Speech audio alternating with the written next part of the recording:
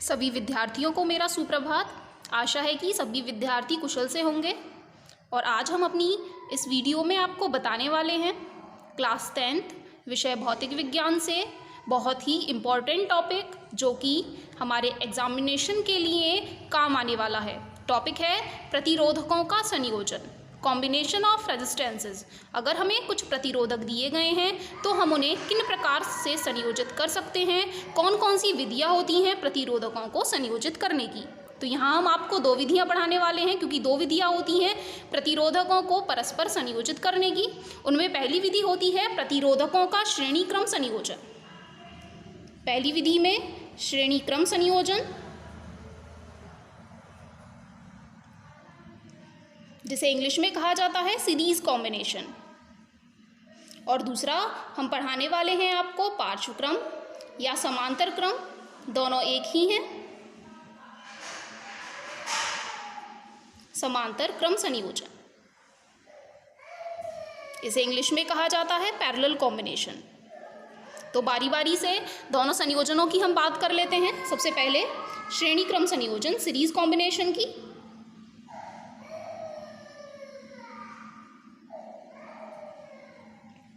श्रेणी क्रम संयोजन होता क्या है? यदि हमें 2 या 3 प्रतिरोधक दिए गए हैं तब 2 या 3 प्रतिरोधकों को एक सिरे से दूसरा सिरा मिला करके, जैसे कि मान करके चलिए एक प्रतिरोधक हमें ये दे रखा है और दूसरा प्रतिरोधक ये दे रखा है, तो इनके इस सिरों को आपस में मिला दिया जाए। एक तार की मदद से यदि हम इन्हें आपस में जोड़ देते हैं तो ये जो हम जोड़ कर रहे हैं इनका, यही कहलाता है श्रेणी क्रम संयोजन। जब 2 या 3 प्रतिरोधकों को एक सिरे से दूसरा सिरा मिला करके, इसका एक सिरा और इसका एक सिरा मिला करके जोड़ दिया जाता है तो यह संयोजन श्रेणी क्रम संयोजन कहा जाता है। यदि हम इसके लिए बात करें इसके सर्किट की, तो वह कैसा हमें मिलने वाला है? हम सर्किट की बात करेंगे 3 प्रतिरोधकों के लिए। मान के चलिए ये एक और प्रतिरोधक है जो मैंने यहाँ जोड़ दिया है। इसे हम नाम दे देते हैं R1, इसे R2 और इसे R3। और जब सर्किट हमें बनाना है तो यहाँ एक बैटरी भी लगानी पड़ेगी। मान करके चलिए यहाँ हमने 3 सेल वाली एक बैटरी भी लगा दी है। और जब बैटरी लगाई है तो एक प्लग कुंजी भी लगानी पड़ेगी, कब ऑन करना है कब ऑफ करना है, नहीं तो सर्किट पूरे टाइम ही चलता रहेगा, बैटरी हमारी लो हो जाएगी। और धारा को नापने के लिए एक अमीटर भी लगाना पड़ेगा। और आप जानते हैं जब भी हम अमीटर को जोड़ते हैं तो प्लस वाले सेल के पास प्लस लिखते हैं और ऊपर की तरफ माइनस लिखते हैं। अब जिस तरफ प्लस वाला सेल है उस तरफ से धारा बाहर की ओर निकलेगी, इसीलिए धारा की जो दिशा होगी वो इस दिशा में होगी। धारा को I से प्रदर्शित हम करते हैं। ये सारी छोटी छोटी बातें आप पढ़ चुके हैं इससे पहले वाली वीडियो में। इस तरीके से यह धारा यहाँ तक चलती रहेगी। अब इस पूरे संयोजन में कितना आपको विभवांतर मिलने वाला है उसे भी हमें नापना पड़ेगा। तो हमने तीनों प्रतिरोधकों के लिए एक यहाँ वोल्ट मीटर भी लगा लिया है, प्लस और माइनस वाला। इन्हें आप कुछ नाम दे सकते हैं जहाँ आपने इन्हें जोड़ा है, X, Y। बाकी धारा की दिशा जो होगी वो इस तरीके से बनने वाली है। अब आप यहाँ देख रहे हैं जब भी हम श्रेणी क्रम संयोजन लगाते हैं तो जैसे ही यहाँ से धारा चल रही है तो धारा इस तरफ से जाएगी, इस तरीके से जाते हुए वह फिर से अपने प्रारंभिक स्थान पर लौट आएगी। इस तरीके से पूरा एक चक्कर हो जाता है। तो इस तरीके के संयोजन में धारा के लिए केवल एक ही मार्ग रहता है, ऐसा नहीं है, वह बट जाती है। पूरे के पूरे रास्ते में वह यहाँ एक जैसा ही रहता है। यहाँ पर धारा का मान तो नगण्य ही माना जाता है, क्योंकि ये जो वोल्ट मीटर होते हैं वो हाई रेजिस्टेंस वाले होते हैं। इनका जो प्रतिरोध होता है वह बहुत ज़्यादा होता है, इसीलिए इनमें धारा का मान बहुत नगण्य माना जाता है। इसलिए सारी जो धारा है वो हमारी इस तरफ से होकर के जाएगी। इसीलिए प्रत्येक प्रतिरोधक के लिए इस प्रकार के संयोजन में धारा का मान हमेशा समान ही रहता है। अब श्रेणी क्रम संयोजन हमने कर लिया, सर्किट बना लिया, तो उसके लिए हम प्रतिरोधकों का जो संयोजन हमें मिलने वाला है, इस प्रकार के संयोजन में जो तुल्य प्रतिरोध मिलने वाला है वह कितना होगा वह भी हमें ज्ञात करके बताना है। तो उसके लिए हम एक डेरिवेशन लेकर के चलते हैं, क्योंकि डेरिवेशन की मदद से हम हर एक टर्म को क्लियर करते हुए चलेंगे। हमें पता चलता रहेगा कि हमारा जो तुल्य प्रतिरोध हमने निकाला है वो क्यों निकाला है, इतना क्यों आया है। तो हम मान करके चलते हैं, माना ये जो प्रतिरोध हैं, माना प्रतिरोध R1, R2 और R3, ये जो 3 प्रतिरोध हैं इन्हें हमने परस्पर श्रेणी क्रम में जोड़ा है। प्रतिरोधक परस्पर श्रेणी क्रम में संयोजित हैं।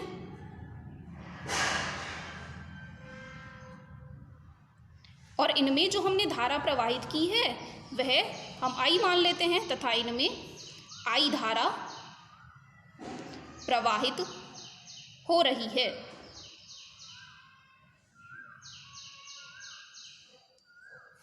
साथ ही इनके लिए प्रत्येक के लिए हम विभवांतर का मान भी मान लेते हैं। यदि इन प्रतिरोधकों के सिरों पर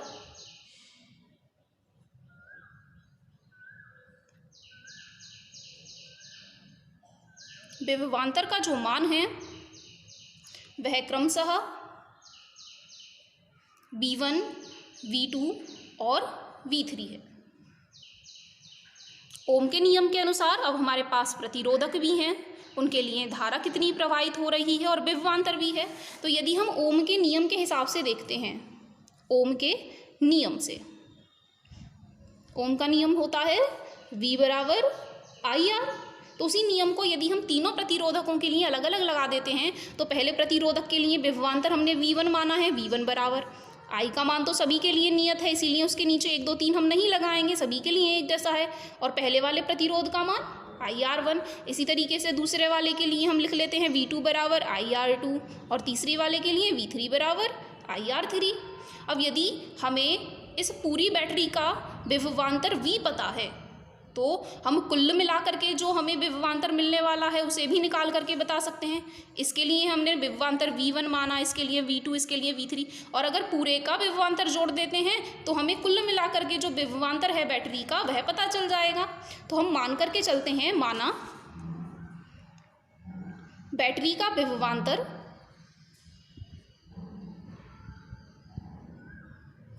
V है, तब जो कुल विभवांतर का मान होता है, जो बैटरी के विभवांतर के बराबर है, कुल विभवांतर V का मान, वह बराबर होता है अलग अलग प्रतिरोधकों के विभवांतरों का योगफल। जितने भी हमने प्रतिरोध यहाँ लगाए हुए हैं अपने सर्किट में, उन सभी प्रतिरोधकों के विभवांतरों का योग हम कर लें तो V बराबर हमें मिलेगा पहले का V1, दूसरे का V2 और तीसरे का V3। तीनों प्रतिरोधकों के विभवांतर को हमने जोड़ लिया, लेकिन हमें पता है कि V1 का मान बराबर है IR1 के, V2 का मान IR2 के और V3 का मान IR3 के बराबर है। और सभी में से आप देख रहे हैं I भी कॉमन ले सकते हैं। यदि हम I कॉमन निकाल लेते हैं तो हमें अंदर मिलेगा R1 + R2 + R3। इसे हम मान लेते हैं समीकरण नंबर 1। अब यह हो गया हमारे पास कुल विभवांतर, धारा का मान, कुल मान जो है वह नियत है। अब मान लेते हैं कि यदि यह जो हमें R1, R2 और R3 तीन प्रतिरोध दिए गए थे, इनका श्रेणी क्रम संयोजन में जो तुल्य प्रतिरोध है वह R के बराबर है। जब वह R के बराबर है, हमें तुल्य प्रतिरोध भी पता चल गया पूरे सर्किट का, कुल विभवांतर भी पता है, कुल धारा भी पता है। तो फिर से यदि हम ओम के नियम को इस पर अप्लाई कर देते हैं तो ओम के नियम से V बराबर है IR के। यदि हम इसे मान लेते हैं समीकरण नंबर 2, यहाँ पर भी यह हमें कुल विभवांतर बता रहे हैं, यहाँ पर भी यह हमें कुल विभवांतर बता रहे हैं। यदि दोनों की तुलना की जाए तो V और V दोनों एक जैसे मानों को बता रहे हैं। इन दोनों मानों को बराबर रख लेने पर, या हम कहें समीकरण 2 से V का मान समीकरण नंबर 1 में लगा लेने पर, 1 व 2 से यह हमें प्राप्त हुआ है, बराबर होगा IR के। I से I कैंसिल हो जाएगा तो हमें मिल जाता है R बराबर R1 + R2 + R3। यह हो जाता है श्रेणी क्रम संयोजन में तुल्य प्रतिरोध का मान। तो श्रेणी क्रम संयोजन में जो तुल्य प्रतिरोध होता है वो उन सभी प्रतिरोधों के योगफल के बराबर होता है जो कि उस परिपथ में हमने लगाए हुए हैं। और आप देख रहे हैं जब भी हम श्रेणी क्रम संयोजन लगा रहे हैं तो प्रतिरोध हमें जुड़ करके मिल रहे हैं सीधे सीधे। तो कोई भी हम प्रतिरोध ले रहे हैं उनका योगफल ही हमें सदैव श्रेणी क्रम में मिलेगा। तो यहाँ से एक निष्कर्ष निकाल सकते हैं कि ये जो श्रेणी क्रम संयोजन है, इसका जो प्रतिरोध आने वाला है तुल्य प्रतिरोध, वह उन सभी प्रतिरोधकों से हमेशा ज़्यादा ही होता है जो कि हमने अपने सर्किट में इस्तेमाल किए हैं। इसीलिए इसे अधिकतम प्रतिरोध वाला संयोजन भी कह दिया जाता है। श्रेणी क्रम संयोजन को हम अधिकतम प्रतिरोध वाला सर्किट भी कह सकते हैं। इसी तरीके से बात कर लेते हैं अपने पार्श्वक्रम संयोजन की। यदि हमें प्रतिरोधकों का पार्श्वक्रम संयोजन करना है तो उसके लिए कैसे डेरिवेशन करेंगे, कितना तुल्य प्रतिरोध हमें मिलने वाला है। प्रतिरोधकों का पार्श्वक्रम संयोजन, समांतर क्रम संयोजन। इस प्रकार के संयोजन में हमें क्या करना होता है? इस प्रकार के संयोजन में सभी प्रतिरोधकों के एक सिरे को एक साथ बांध दिया जाता है और दूसरे सिरों को एक दूसरे उभयनिष्ठ बिंदु पर बांध दिया जाता है। मान करके चलिए हमारे पास 3 प्रतिरोध हैं, ये हो गए R1, ये R2 और ये R3। इनके एक सिरे को एक उभयनिष्ठ बिंदु पर हम इकट्ठा करके यहाँ बांध दें और इसी तरीके से इन सभी के दूसरे सिरों को एक दूसरे उभयनिष्ठ बिंदु पर हम यहाँ बांध देते हैं। इसे हमने नाम दे दिया X और इसे नाम दे दिया Y। तो इस प्रकार का ये जो संयोजन है यही कहलाता है पार्श्वक्रम संयोजन। इस प्रकार के संयोजन में प्रत्येक प्रतिरोधक के लिए 2 सर्वनिष्ठ बिंदु पाए जाते हैं। सभी के एक एक सिरे एक सर्वनिष्ठ बिंदु और एक ये हो गया दूसरा सर्वनिष्ठ बिंदुओं के बीच जुड़े होते हैं। अब यदि हम इनके बीच में यहाँ हम लगा देते हैं वोल्ट मीटर, ये हो जाता है पॉजिटिव, ये हो जाता है नेगेटिव, जहाँ से विद्युत धारा आपकी प्रवाहित होने वाली है। एक लगा देते हैं हम यहाँ बैटरी, पॉजिटिव टर्मिनल यहाँ, नेगेटिव टर्मिनल यहाँ। फिर से 3 सेल वाली बैटरी हमने लगाई है, एक कुंजी लगा लेते हैं, एक अमीटर भी हम यहाँ लगा लेते हैं। अमीटर चाहे आप यहाँ बना लें चाहे यहाँ बना लें, एक ही बात है। इस तरीके से यहाँ धारा ये आपकी प्रवाहित हो रही है। ये पॉजिटिव टर्मिनल है, ये नेगेटिव टर्मिनल है। यह हो जाता है हमारा प्रतिरोधकों का पार्श्वक्रम संयोजन। फिर से एक बार समझ लेते हैं। इस प्रकार के संयोजन में सभी प्रतिरोधकों को एक सिरे पर बिंदु X पर जोड़ दिया जाता है, एक सिरों को, और इन सभी प्रतिरोधकों के दूसरे सिरों को एक दूसरे बिंदु Y पर जोड़ दिया जाता है। तो इस प्रकार संयोजन में प्रत्येक प्रतिरोध 2 सर्वनिष्ठ बिंदुओं के बीच जुड़े होते हैं। सभी प्रतिरोधकों के सिरों के बीच विभवांतर का मान भी आपको यहाँ एक जैसा ही मिलने वाला है, क्योंकि आप देख रहे हैं दोनों के दोनों जो सिरे हैं वो सभी के साथ जुड़े हुए हैं वोल्ट मीटर में। तो सभी के लिए इस बार आपको विभवांतर समान ही मिलेगा। तो यहाँ आपको ध्यान रखना है कि ये जो विभवांतर का मान है वो सभी प्रतिरोधकों के लिए नियत रहने वाला है, कांस्टेंट रहने वाला है, समान रहने वाला है। जबकि जो कुल धारा का मान है, हमने यहाँ से चलना शुरू किया I से, यहाँ तक हम चले, इस तरीके से हम यहाँ पहुँच जाते हैं। अब यहाँ आकर के धारा के लिए 3 अलग अलग मार्ग हमें दिखाई दे रहे हैं। वह R1 में भी जा सकता है, R2 में भी जा सकता है और R3 में भी जा सकता है। तो इस तरीके से यह धारा जो है वह 3 भागों में बट जाती है और यहाँ से चलने के बाद फिर यहाँ आकर के फिर से यह तीनों आपस में मिल कर के हमें कुल धारा का मान I देने लगते हैं। जो धारा होगी अब यहाँ वह कुल योगफल के बराबर हमें मिलेगी। जैसे मान करके चलिए यहाँ धारा I1 जा रही है, यहाँ I2 जा रही है और यहाँ I3 जा रही है, और यहाँ करके यह जो धारा I है वह बराबर होगी I1 + I2 + I3 के लिए। फिर से इसके लिए एक बार डेरिवेशन देख लेते हैं, क्या हमें डेरिवेशन मिलने वाला है। तो मान करके चलेंगे, माना R1, R2 और R3 जो 3 प्रतिरोधक हैं वह पार्श्वक्रम संयोजन में जोड़े गए हैं। साथ ही इनमें धाराओं के मान हम मान लेते हैं I1, I2 और I3। तब ओम के नियमानुसार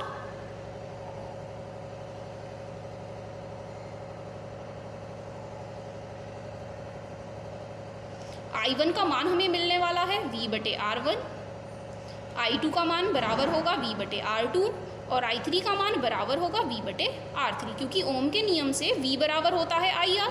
अब जहाँ V का मान कांस्टेंट है तो V को तो हम रख लेते हैं दूसरी तरफ, इनमें से एक वेरिएबल को निकाल लेते हैं। और चूंकि हमें पता है कि धारा का मान इन तीनों के योगफल से मिलने वाला है, इसीलिए हमने यहाँ इस्तेमाल किया है I को, I बराबर V/R।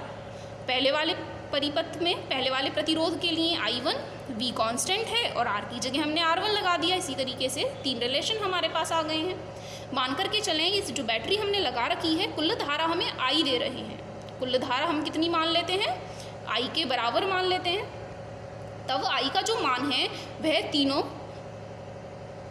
धाराओं के योगफल के बराबर होगी, I1 + I2 + I3 के बराबर होगी। अब I1 का मान हमारे पास है V/R1 के बराबर, I2 का मान V/R2 के बराबर और I3 का मान V/R3 के बराबर है।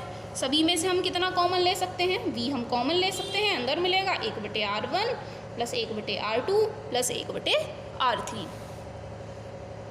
ये हो गया हमारा I का मान, इसे हम मान लेते हैं समीकरण नंबर 1।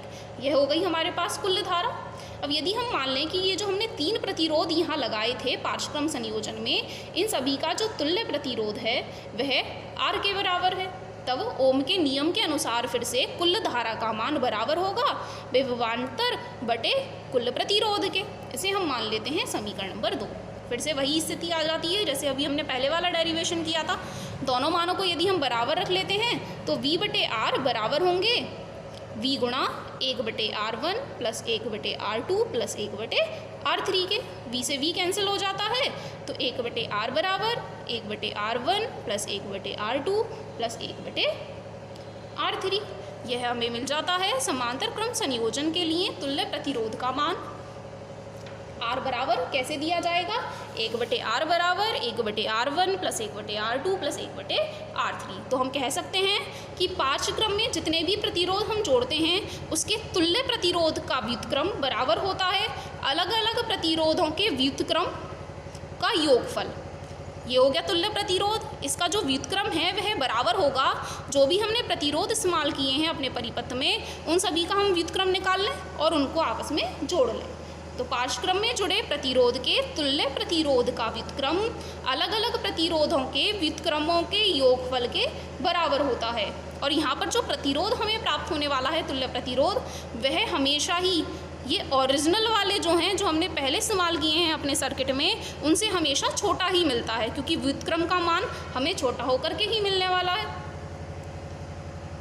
अब इसके अलावा कुछ क्वेश्चंस हैं इससे रिलेटेड, लेकिन उन क्वेश्चनों की चर्चा हम करेंगे अपने नेक्स्ट वीडियो में क्योंकि आज आपको ये दोनों डेरिवेशन तैयार कर लेने हैं। साथ ही इसी से रिलेटेड एक छोटा सा टॉपिक है कि श्रेणी क्रम अच्छा है कि पार्श्व क्रम अच्छा है।